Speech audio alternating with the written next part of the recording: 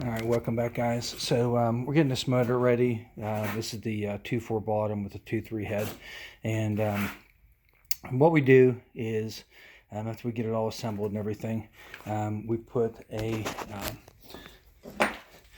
a breaker bar and a socket on the front of the crankshaft there, and we spin that over by hand as quick as we can. And what we're looking for is oil to come out of this port here where the oil pressure sensor unit is. And so what we do is we put about 2.5 quarts of oil in the oil pan, and if this motor's dry, it'll actually pull about almost a quart of oil up into the motor. So what we do is we use a fitting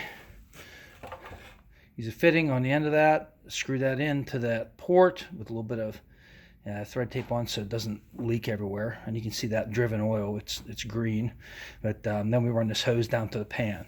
Now if you're going to do this, there's a little trick to it, because I was cranking on this, and I wasn't getting any oil pressure. So there was no oil coming to the top end. I started getting a little concerned. Thought maybe I might have missed something. And the thought of turning this thing upside down and taking the oil pan off and trying to figure out what was going on, that wasn't very appealing to me. And I realized you got to make sure the oil filter is off of this first.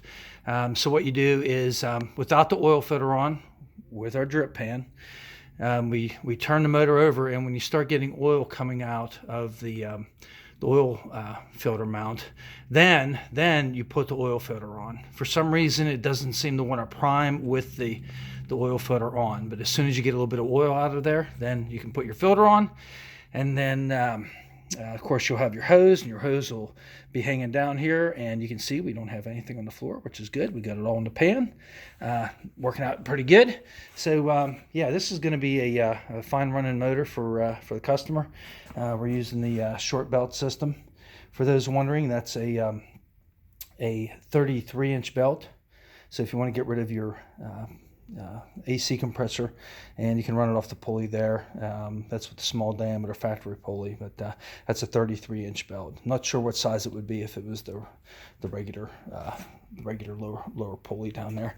So yeah, let me know what you think. Like and subscribe.